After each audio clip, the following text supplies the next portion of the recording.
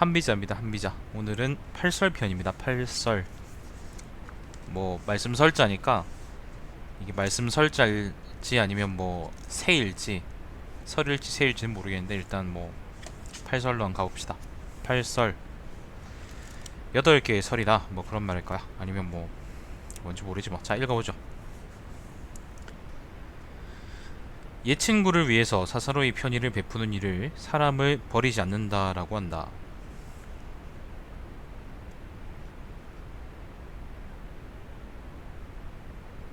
불섭 불섭인가? 불엽인가? 아무튼 공공의 재물을 나누어 은혜를 베푸는 일을 인자한 사람, 인인이라고 한다. 복록을 가볍게 여기고 자신만 귀중하게 여겨 자중자애하는 사람을 군자라고 한다. 법을 어겨가며 사사롭게 친족을 위해 도모하는 것을 의로움을 행하는 것이라고 한다. 반어법이죠, 이거. 반어적인 표현이죠. 다 이게 그 유학적인 표현이니까, 육아적인 표현이니까 육아를 비판하는 거라고 얘기하면 되겠습니다. 벼슬을 버리고 사사로운 친구와의 교제를 소중하게 여기는 것을 의협심이 있다라고 한다. 속세를 떠나 임금의 지배에서 벗어나는 것을 자존심이 강하고 고결한 것이라고 한다. 남과 서로 다투고 법령을 쉽게 어기는 사람을 견강한 용기가 있는 제목이라고 한다. 사사로운 은혜를 베풀어 많은 사람의 마음을 사는 것을 민심을 얻는 사람이라고 칭찬한다. 요게 8가지인가요? 요게 8설인가? 하나, 둘, 셋, 넷, 다섯, 여섯, 일곱, 여덟. 요렇게 8가지를 보고 8설이라 그런 것 같다. 그러니까 요 8가지 부류의 인간들에 대한 설이라는 말 같아요. 근데 요 8가지는 우리가 뭐 읽어보면 알겠지만은 표현된 말들은 예를 들면 군자 아니면 뭐 의로움을 행하는 것 뭐 이렇게 그 좋은 것처럼 돼 있지만은 사실 의미는 나쁜 거다라는 거죠. 거기에 대해서 아마 한비자가 논하는 것 같습니다. 그리고 요거는 아마 본인이 쓴 것 같아요. 느낌상 그렇네요. 한비자 본인이 쓴 글 같습니다. 자, 옛 친구를 버리지 않는 사람은 관리로서 못된 짓을 범하게 되는 것이다. 인자한 사람은 공공의 재물을 손상시키는 짓을 하게 된다. 군자는 민중으로서 부리기 어려운 것이다. 행실이 의로운 사람은 법령과 제도를 무너뜨리기가 쉽다. 의협심이 있는 사람은 관직을 언제 내동댕이 칠지 모른다. 자존심이 강하여 고결한 사람은 민중으로서 해야 할 일에 힘쓰지 않는다. 견강하게 용기 있는 사람은 법령이 시행되지 못하게 하는 짓을 한다. 민심을 얻는 사람은 위로 임금을 고독하게 만들 뿐이다.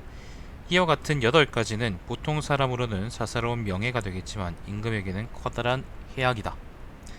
이 8가지와 반대되는 것은 보통 사람에게는 사사로이 명예스럽지 못하나 임금에게 있어서는 공적인 도움이 된다. 왕이 나라의 이해관계를 깊게 살피지 않고 보통 민중들의 사사로운 명예만을 보고 등용한다면 아무리 나라의 위태함과 어지러움 없기를 바란다 할지라도 그렇게 되지는 않을 것이다. 이런 이야기는 앞에서 많이 나왔습니다. 일관되게 되게 많이 나왔어요. 예를 들어서 그런 거 있잖아. 막 그 벼슬 안 하고 숨어 살면서 이름만 높은 사람들이 현명한 사람일 수는 있겠지만은 그 사람이 결코 나라에 유용한 사람은 아니고 나라에 도움되는 사람은 아니다라는 얘기를 한비자가 앞쪽 다른 편들에서 되게 많이 했어요. 그런 얘기의 연장선이라고 생각하시면 되겠습니다. 좀 더 구체적으로 파고드는 거죠. 사람에게 직무를 맡기는 것은 나라의 존망과 정치의 치란을 분별할 요체라고 할 수 있다. 술이라는 것은 법술 세할 때 그 술입니다. 술에 따라 사람을 임용하지 않으면 사람을 쓸 때마다 실패하지 않을 수가 없을 것이다. 왕이 사람을 임용하는 데 있어서는 변설과 지혜가 뛰어난 자가 아니면 수행이라는 것은 몸 닦는 거, 수행이 잘된 결백한 사람이어야 한다. 남에게 일을 맡기는 것은 곧 권세를 가지게 하는 것이다. 지혜로운 선비가 반드시 믿음직하다고는 할 수가 없는데 그 지혜가 많은 것으로 인해 결국 믿어도 되겠다는 홀림에 빠지고 만다. 지혜로운 선비는 계획으로서 권세에 오르는 발판을 삼는데 사사로운 이익을 추구한다면 임금은 반드시 속고말 것이다. 지혜로운 선비는 믿을 수가 없기 때문에 이번에는 수행을 잘한 선비를 임용해야 한다. 남에게 직무를 맡기는 것은 결단력 있게 일을 해결하기 위한 것이다. 수행한 선비가 반드시 슬기로운 것은 아니다. 그 몸을 닦아 결백하기 때문에 슬기로울 것이라고 홀리고 마는 것이다. 어리석은 사람이 모든 일에 어두우면서 직책을 맡은 관리의 자리에 앉게 되어 자기 소신대로 일을 처리한다면 그 직무는 반드시 어지러워지고 말 것이다. 그러므로 술에 따라 사람을 임용하지 않고 재치 있고 알미 넓다고 해서 일을 맡기면 임금은 속을 것이고 수행이 잘 되었다고 일을 맡기면 직무는 어지러워지고 말 것이다. 이것은 술을 터득하지 못한 데서 오는 환란이다. 그러니까 앞에서 이제 지혜로운 사람은 믿을 수 없기 때문에 수행을 잘한 선비를 임용해야 하는데, 근데 사실은 보면은 수행을 잘한 선비도 결국에는 일을 제대로 못할 거라는 거죠. 그러니까 수행을 잘한 선비든 아니면 지혜로운 선비든 간에 왕이 등용해야 될 사람들은 아니다라는 것을 얘기하고 있는 겁니다. 이게 좀 헷갈릴 수 있는 게, 처음 듣는 분들은 이런 게 보통 긍정적인 의미로 쓰이기 때문에, 긍정적인 의미로 쓰이는데 한비자는 나쁜 의미를 쓰고 있잖아, 그죠? 그런 점이 좀 헷갈릴 수가 있어요. 예를 들면 제가 이제 고양이 이름을 멍멍이라고 하면 여러분은 좀 헷갈리겠죠, 그죠? 자, 그러므로 이거는 읽었고, 자, 명석한 왕의 도는 비천한 사람이 존귀한 사람을 비판할 수 있고 아랫사람이 윗사람과 반드시 연좌되게 하고 진실을 결정하면은 반드시 증거를 들어 맞추는 방법을 따른다. 신하의 의견을 들으면은 문호를 한정하지 않기 때문에, 문호라는 거는 아마 집안이나 뭐 그런 걸 의미하는 거 아닌가? 자, 아무리 재주와 지식이 있는 선비라도 임금을 속이지는 못한다. 또한 공로를 헤아려 포상하고 능력의 정도에 따라 직책을 주고 일의 단서를 잘 살펴 잘못을 꿰뚫어보고 허물이 있는 사람을 벌하며 능력 있는 사람은 지위를 얻을 수 있기 때문에 어리석은 사람은 감히 직무를 맡을 수가 없을 것이다.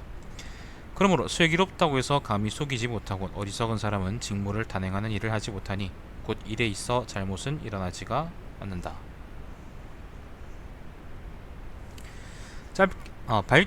밝게 통찰하는 선비여야만 알 수 있는 것을 법령으로 제정해서는 안 된다. 사람들이 이해하지 못하는 법은 사람들이 지킬 수가 없다는 거죠. 자, 그렇게 되면 민중이 모든 것을 밝게 살피지 못하기 때문이다. 현명한 사람만이 행할 수 있는 일을 법률로 제정해서는 안 된다. 민중이 다 현명하다고 할 수가 없기 때문이다. 예를 들어서 이제 하루에 이제 24시간 중에 예를 들면 20시간 동안 공부하고 4시간 동안 자기, 그러면 사람들이 그걸 못 지키겠죠. 그걸 법으로 정해놓는다 그러면. 양주와 묵적은, 그건 뭐 현명한 건 아니지만 아무튼 그러니까 모든 사람들이 지킬 수 없는 거라면, 모든 사람들이 지켜야 되는 게 아니거나 아니면 지킬 수 없는 거라 그러면 그걸 법으로 정하는 거는 사람들한테 법을 어기라고 부채질하는 것하고 똑같다는 겁니다. 자, 양주와 묵적은 세상 사람들이 모두 밝게 통찰한 선비라고 인정하는 사람이다. 그런데도 세상의 어지러운 상태를 하나도 해결하지 못했다. 비록 명철했지만 관직이 오르지 못했기 때문이다. 포초와 화각은 사람 이름이겠죠. 세상이 다 아는 현명한 사람이었는데도 포초는 선체로 나무가 마르듯이 죽었고 화각은 황하에 몸을 던져 빠져 죽었다. 비록 이들이 현명한 사람이었더라도 농경이나 전투에 종사할 선비는 아니었기 때문이다. 그러므로 임금이 명철한 것에 마음을 두면 지혜 있는 선비들은 변설을 다하려 하고, 왕이 존귀한 품행에 마음을 두면 유능한 선비는 그 행동을 다할 것이다. 지금 세상의 왕은 아무 쓸데없는 변설을 명철하다고 하고 실적과는 거리가 먼 행동을 존중하려 한다. 이렇게 되면 나라의 부강을 바라더라도 그렇게 될 수가 없을 것이다. 예컨대 공자와 묵적같이 박학하며 변설과 지혜를 갖추었더라도 공자와 묵적은 농사를 짓지 못하니 나라에 어떤 도움이 되겠느냐. 증자나 사추와 같이 효행을 닦고 욕심을 적게 해서 수양했다고 하더라도 증자나 사추는 전장에 나아가 싸우지 않으니 나라에 무슨 도움이 될 수 있을까. 모든 사람에게는 사사로운 편의가 있으나 임금에게는 공적인 이익이 있어야 한다. 일하지 않고도 살아감이 넉넉하고 벼슬에 나가지 않아도 이름을 날릴 수 있는 것은 개인으로서 사사로운 편의다. 문학을 폐지하고 법도를 명확히 해서 개인의 편의를 막고 공로에만 힘쓰게 하는 것, 이것이 바로 공적인 이익이다. 법률을 제정하는 것은 민중을 이끌기 위한 것인데 한편으로는 문학을 숭상하고 귀중히 여기는 것은 민중이 법률을 길잡이로 삼는 태도에 의욕을 가지게 한다. 실적의 공로를 포상함은 민중을 권면하기 위함인데, 그러니까 근면하기를 권하기 위함인데, 한편으로 수행을 존중해 공로에 의욕을 가지게 하는 것은 민중이 이로운 생산을 하려는 태도에 게으름이 생기게 하는 것이다. 무릇 문학을 좋아해서 법률을 의심케 하고, 문학이라는 건 여기서 뭐 소설 그런 게 아니라 글재주 아니면 막 사람 홀리는 글, 뭐 예를 들면 그런 걸 의미하는 거겠죠, 맥락상. 자, 법률을 의심케 하고 수행을 숭상해 공로를 미혹시킨다면 아무리 나라의 부강함을 바라더라도 그렇게 될 수가 없는 것이다. 왕 앞에서 조례를 설 때 예복에 띠에 꽂는 홀이나 무물을 출 때 손에 쥐는 방패 따위는, 무무라는 것은 춤의 이름입니다. 지금의 실전에 쓰이는 열자기리의 창이나 실제 전쟁에 쓰이는 열자기리의 창이나 쇠로 만든 무거운 방패의 상대가 되진 않는다. 계단을 오르내리거나 주위를 도는 예식으로는 지금과 같이 하루종일 백리를 달리는 병졸의 무술에 미치지 못한다. 이수의 음절을 읊조리고, 이수라는 것은 뭐 아마 노래 이름이겠죠. 사후의 관역을 맞추는 훈련의 의식으로는 지금과 같이 단단한 활로 강한 화살을 매겨 쏘는 전술에는 대항하지 못한다. 치르는 창을 막는 방패나 공격을 막기 위한 성곽, 쳐들어오는 전차의 주위를 빙빙 돌면서 적을 어지럽게 만드는 전술로는 지금과 같이 산을 쌓아 축성하고 땅굴을 파서 적의 성곽에 가까이 가며 화공 무기를 만들어 공격하는 전법을 감당하지는 못한다. 옛날 사람들은 요 앞에 것들은 전부 다 옛날의 법도들이고 뒤에 것들은 지금의 상황들인데, 그러니까 옛날에 이제 상황만을 줄줄 읊어가지고 그걸 가지고 지금에 적용하려고 하면 지금 일을 감당할 수가 없다는 얘기죠.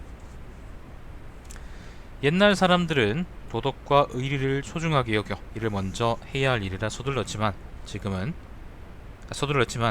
중세에 와서는, 중세라는 건 아마 지금 그런 거 아닐까요? 옛날, 그러니까 중세라는 거는 이제 한참 옛날하고 지금의 사이를 의미하겠네요.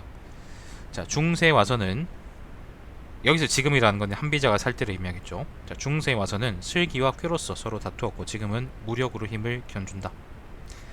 옛날에는 일이 적어 그에 쓰이는 도구도 간단했고 질박해서 조잡한 대로 정교하지 않아도 되었다. 그러므로 조개 껍질로 밭을 일구는 괭이를 만들었고 통나무 그대로의 꾸미지 않은 수레를 만들어 사람의 힘으로 밀고 다녔다. 옛날에는 사람의 수가 적어 서로 친애하였고 물자가 넉넉하여 이익을 가볍게 생각하고 서로 즐겁게 양보했다. 우리 90년대만 해도 옆집 사람 누군지 다 알았어요. 지금은 옆집 사람이 누군지 알면 그게 미친놈이라고 생각하죠.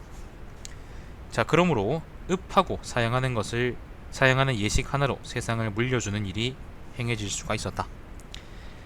읍양의 예를 행하고, 읍양이라는 건 아마, 그러니까 아무튼 뭐 자기 아들이 아닌 사람한테 양위해주는 뭐 그런 거를 의미할 거예요. 이거 항상 그럴 겁니다. 자, 읍양의 예를 행하고 자해의 덕을 존중하며, 아닌가? 아무튼 뭐 인애를 보다 두터운 도로 숭상한 것은 그 옛날의 풍습은 모두 소박한 정치였기 때문이다. 지금 복잡단단한 시대에 살면서 일이 적었던 시대의 기구들을 사용하는 것을 슬기로운 사람이 대응할 일은 아니다. 또 지금 격심한 투쟁 속의 세상에 살면서 읍양의 예를 기준으로 하는 것은 성인이 행하는 정치라고 할 수는 없다. 지혜로운 사람은 꾸미지 않은 통나무 수레에는 타지 않을 것이고 성인은 질박하기만한 정치를 행하지는 않을 것이다. 예를 들어서 주나라의 법이나 아니면 예를 들면 우리나라로 치면 뭐 이조시대 법이 좋다고 합시다. 안녕하세요, 오랜만이네.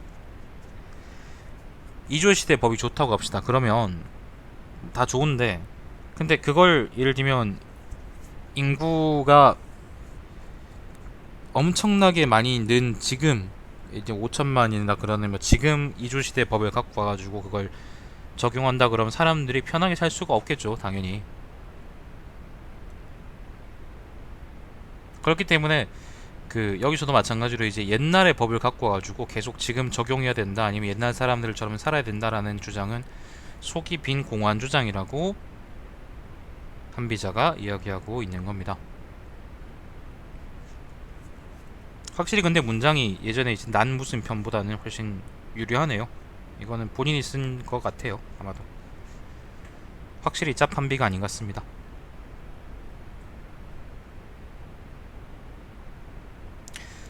법은 이를 규제하기 위한 수단이고 이른 성과를 나타내기 위한 과제다. 법을 제정하는 데는 어려움이 잇따르지만 그 어려움을 헤아려 일의 성과가 크다면 그 법은 제정해야 한다.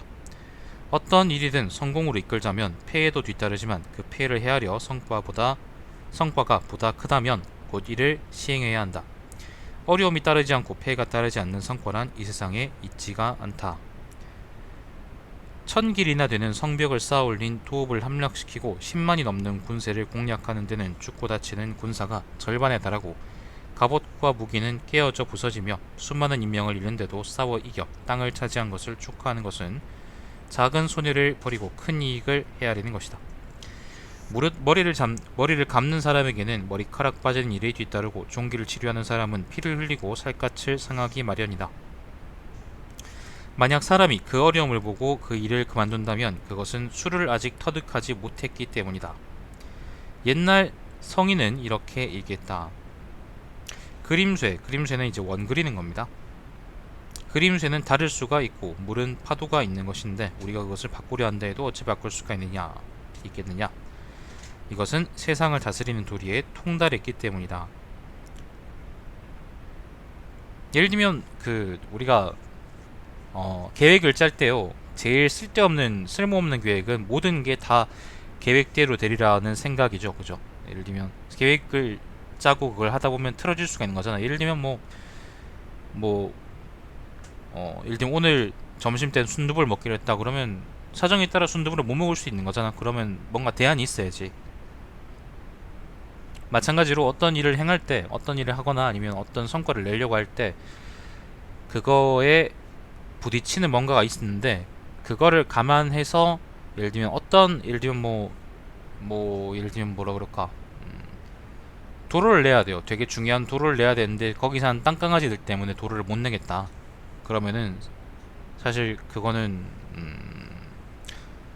티끌만한, 뭐 땅강아지가 티끌은 아니지만 아무튼 티끌만한 그런 문제 때문에 그 일을 행하지 못하는 것은 한비자 입장에서는 문제가 있는 거고, 이해득실을 잘 살펴서 이 일을 했을 때 손해보다 이익이 더 크다 그러면 그건 이 일을 하는 게 맞지 않겠느냐라고 얘기를 하는 거죠. 사실 이것도 이제 포괄적인 의미에서 앞에 맥락하고 이제 연결해서 육아 정치에 대한, 그러니까 공작파에 대한 그 비판이라고 볼 수 있겠죠. 앞에 뭐 양주 목적 얘기도 나오니까 육아뿐만 아니라 그 도가나 아니면은 저기 목가 쪽 사람들에 대한 비판이기도 하고, 그죠? 어렵지 않습니다. 내용은 어렵지 않습니다. 자, 옛날 성인은 이렇게 이거는 읽었고, 자, 이로써 말에는 반드시 논리적으로는 마땅하나 실제와는 거리가 먼 것이 있고 말이 좀 덜 다듬어졌긴 하지만 실제로는 쓰임에는 기묘한 것이 있는 것이다. 성인은 폐해가 따르지 않는 말을 바라지 않고 바뀌지 않는 일에 힘쓴다. 사람들이 저울이나 저울추에 무슨 일이 잘 되기를 빌지 않는 것은 청렴결백하고 정직해서 재화를 싫어하기 때문이 아니다. 재화라는 건 돈이죠. 본래 저울추라는 것은 사람을 위해 많았다 적었다 하지 못하고 저울 또한 사람을 위해 무거웠다 가벼웠다 하지 않아 사람에게 이익을 주지 않으니 사람이 저울이나 저울추에 기원하지 않는 것이다. 밝은 임금, 그러니까 명석한 임금이 다스리는 나라에서는 위의 관리들이 감히 법률을 위반하지 않고 아래에 있는 관속들도 감히 사사로운 이익을 꾀하지 않고 민중은 감히 재화로서 뇌물을 주는 사람이 없으니 나라 안의 모든 일이 저울과 저울추처럼 공정하게 행해지기 때문이다. 이와 같이 된 것은 신하가 잘못을 저지르면 반드시 윗사람에게 알려지고 이를 알게 된 윗사람은 반드시 신하를 처벌하기 때문이다. 이로써 도를 터득한 왕은 청렴결백한 관리를 구하기보다 신하의 잘못을 알아내는 수를 익히는 데 힘쓴다. 자애로운 어머니가 어린 자식을 대하는 데 있어 사랑만을 앞세워서는 안 된다. 어린 자식의 행동에 잘못이 있으면 자식으로 하여금 스승의 가르침을 따르게 하고 나쁜 병에 걸렸을 때는 의사에게 치료받도록 해야 한다. 스승을 따르지 않으면 곧 형벌을 받는 일에 빠질 것이고 의사의 치료를 받지 않으면 곧 뒤질지도 모르기 때문이다. 자애로운 어머니가 비록 어린 자식을 사랑한다 하더라도 형벌을 모면하게 하고 죽음에서 건져내는 데는 아무런 도움이 되지 못한다. 그렇다면 자식을 살아가게 하는 것은 사랑만은 아니다. 자식과 어머니 사이의 본성은 사랑이고 신하와 임금 사이의 권력관계에는 계책이 있다. 그러한 어머니인데도 사랑만으로는 집을 보존하지 못하는데 임금이 어찌 사랑만으로 나라를 유지해갈 수 있겠느냐. 사랑이라는 거는 육아에서도 사랑이라는 얘기를 하고요. 인이라는 표현을 쓰죠. 어질다 그런 말을 쓰죠. 그리고 문과에서는 직접적으로 사랑할 예자를 써가지고 사랑이라는 표현을 하죠. 이거는 문과에 대한 비판이라 볼 수 있겠네요. 자, 명석한 임금이 부국강병하는 법에 통달하면 곧 바라는 대로 성과를 얻을 수 있을 것이다. 정치에 대해 듣고 잘 살펴 삼가는 것이 부국강병의 방법인 것이다. 법률과 금령을 명확하게 하고 그 정책과 계략을 잘 살피면서 법률에 밝으면 나라 안에 변혁이나 혼란이 없을 것이다. 계략이 적절하면 나라 밖으로 전쟁에 의한 사상자나 포로가 되는 재앙이 없을 것이다. 그러므로 나라를 유지 보존하는 것은 인의가 아니다. 이거는 육아에 대한 비판이구나. 자, 인이란 어질다는 것은 사랑하고 베푸는 정이 있어 재화를 아끼지 않는 것을 말한다. 포악이란 마음이 잔인하고 모질어 형벌을 쉽게 행하는 것을 의미한다. 자애로우면 동정심이 많아 잔인한 짓을 못하고 재화를 아끼지 않는 사람은 남에게 주기를 좋아한다. 마음이 잔인하고 모진 사람은 증오심이 아랫사람에게 드러나서 형벌을 쉽게 집행하며 함부로 사람을 죽인다. 동정심이 많아 잔인하지 않으면 처벌받을 사람이 용서되는 경우가 많고, 우리나라 재벌에 대해서 판사님들이 동정심이 많죠, 그죠? 자, 베풀기를 좋아하면 공로 없는 사람에게 상을 주는 경우가 많아지며, 그리고 검사 새끼들에 대해서도 검사 새끼들 본인들이 동정심이 많죠. 연대감이 가거든. 자, 증오심이 쉽게 드러나면 아랫 사람들이 그 윗사람을 원망하게 되고 함부로 형벌을 행하면 민중들이 장차 배반할 것이다. 그러므로 어진 사람이 왕 자리에 있으면 신하들이 지 좆대로 금령과 법률을 쉽사리 범하게 되고 고차하게 요행만을 왕에게 바라게 된다. 만약 난폭한 사람이 왕의 자리에 있게 되면 법령을 아무렇게나 시행해서 왕과 신하 사이에는 어긋나 불화하게 되고 민중은 왕을 원망해 모반의 마음이 생긴다. 그러므로 말하기를 어짐이나 포악은 다같이 나라를 망하게 한다라고 했던 것이다. 음식을 준비해 놓지도 않고 굶주린 사람에게 밥 먹기를 권하는 것은 굶주린 사람을 살리는 방법이 될 수가 없다. 풀밭을 개간해 곡식을 생산하지도 못하면서 임금이 민중에게 곡식을 구워주거나 나눠주라고 하는 것은 민중들을 넉넉하게 하는 일이 되지 못한다. 지금 학자들의 말은 근본이 되는 일에 힘쓰지 않고 말초적인 일을 즐기며 공허한 성인들의 이야기를 주장하고 민중을 기쁘게 할 줄만 알고 있으니 이는 먹을 것을 마련하지도 않고 먹기를 권하는 것과 같다. 먹을 것이 없는데 먹기만을 권하는 빈말은 현명한 왕에게는 받아들여지지 않는다. 서책에 쓴 글이 너무 간략하면 제자들이 명확하게 이해하기 어려워 이러쿵저러쿵 병설을 세우고 법률의 성문이 생략되면, 그러니까 법이 명확하지 않으면 민중들은 쉽게 소송을 건다. 이로써 성인이 쓴 책은 반드시 논수를 명확하게 하고 현명한 임금의 법률은 반드시 사항을 상세하게 해야 한다. 생각과 헤아림을 다해 이해득실을 추측해내는 것은 아무리 슬기로운 사람이라도 어려운 일이다. 아무 생각한 바도 아무 헤아림도 없이 처음 말한 의견을 가지고 나중에 성과를 얻을 수 있다면 어리석은 사람이라도 아주 쉽게 할 수 있는 것이다. 현명한 임금은 어리석은 사람이라도 쉽게 할 수 있는 일을 생각하며 슬기로운 사람이라도 어려워하는 일은 바라지 않는다. 그러므로 지혜와 계교를 사용하지 않아도 나라는 잘 다스려지는 것이다. 신맛, 단맛, 짠맛 담담한 맛의 가감을 자기 자신의 입으로 판단하지 않고 그 결정을 요리사에게 맡기면 주방에서 일하는 요리사들은 임금을 가볍게 여기고 오히려 요리장을 더 소중히 여기게 된다. 높고 낮고 맑고 둔탁한 음료를 자기 자신의 귀로 들어 판단하지 않고 악장에게 결정을 맡기면 악사들은 왕을 가볍게 여기고 악장을 소중하게 여긴다. 나라를 다스림에 있어 옳고 그름을 자기 자신의 술로서 판단하지 않고 총애하는 신하에게 그 결정을 맡기면 다른 신하들이 왕을 가볍게 여기고 총신들을 더 소중하게 여길 것이다. 왕이 친히 신하들의 언행을 보고 듣지 않고 모든 판단과 결정이 신하의 손으로 행해진다면 왕은 나라에 더 무사리하는 꼴이 된다. 만약 사람이 옷을 입지 않고 음식을 먹지 않아도 굶주리지 않고 춥지 않으면 왕을 섬기며 일할 생각이 없을 것이다. 왕의 지배를 받을 생각이 없다면 그런 사람을 신하로 쓸 수가 없는 일이다.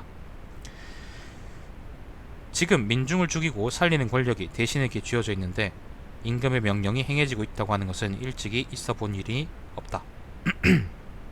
범이나 호랑이나 표범 같은 사나운 짐승도 발톱이나 이빨을 모두 쓰지 못하면 그 위력은 작은 생쥐와 다를 바가 없다. 그렇진 않습니다, 여러분. 호랑이 엄청 무거워요. 억만금을 가진 부자라도 그 많은 재화를 쓸 수가 없게 되면 문간방 문지기의 재력과 다를 바가 없게 된다. 용토를 아무리 많이 가진 왕이라도 사람이 마음에 든다고 이익을 나눠줄 수가 없고 사람이 밉다고 해서 해를 가할 수가 없다면 사람으로부터 두려움이나 존경을 받고자 해도 될 수가 없는 일이다. 신하같이 좆대로 하고 싶은 일을 휘두르는 것은 임협이라고 하고 임금이 하고 싶은 대로 권력을 휘두르는 것을 난행이라고 한다. 신하가 왕을 가볍게 보면 교만하다고 하고 왕이 신하를 깔보면 포학하다고 한다. 행위와 도리는 그 실질이 같아야 하는데 신하의 경우는 딱 명예를 얻고 임금의 경우에는 비난을 받게 되니 신하는 크게 얻지만 왕은 크게 잃는다. 밝은 명철한 임금이 다스리는 나라에는 귀한 신하는 있어도 중한 신하는 없다. 귀한 신하란 자기가 높고 관직이 무거운 사람이고 중한 신하란 건의하는 말이 쓰이고 능력이 많은 사람이다. 현명한 왕의 나라에서는 관직을 올리고 자기를 높일 때 공적에 따라 주기 때문에 귀한 신하가 존재하게 되는 것이고 말할 때 행동할 것을 헤아리지 않으면 거짓이 있을 때는 반드시 처벌하기 때문에 중신은 존재하지 않는 것이다. 여기까지가 8설입니다. 8설이라 그래서 맨 처음에 8설편 맨 처음에 보면은 그 8가지 인간 유형이 나오잖아요, 그죠? 근데 그 인간 유형 자체에 대한 비판이라기보다는 사실 뭐 그거는 그냥 이야기를 하기 위한 일종의 소두, 그러니까 마중물 같은 거고 실제로는 요 편은 육아나 이제 목가 혹은 도가, 넓게 보면 도가에 대한 폭넓은 비판이고 결국에는 뭐 비판 이후에 이제 법가에서 중요하게 생각하는 개념이죠. 법술세를 어떻게 사람들이 잘 사용해야 되느냐, 왕들이 사용해야 되느냐, 특히 이제 특히 술, 사람을 다스리는 기술, 그 술을 어떻게 잘 사용해야 되느냐, 그리고 신하는 어떤 사람을 등용해야 되느냐에 대한 이야기라고 할 수가 있겠습니다. 8설은 그래서 내용은 아주 깔끔합니다. 엄청 깔끔합니다. 되게 좋습니다. 근데 뭐 사실 앞에 내용하고 뭐 특별하게 새로운 부분은 없습니다. 그 점 참고해서 읽으시면 되겠습니다. 그 다음 8경인데요. 뭐 둘 다 뭔가 좀 길이가 애매하게 기네. 잠시만요.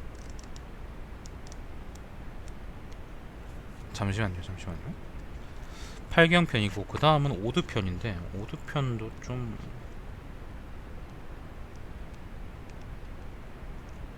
왜 이렇게 뭔가 다 어중간하게 읽지 오늘 3개는?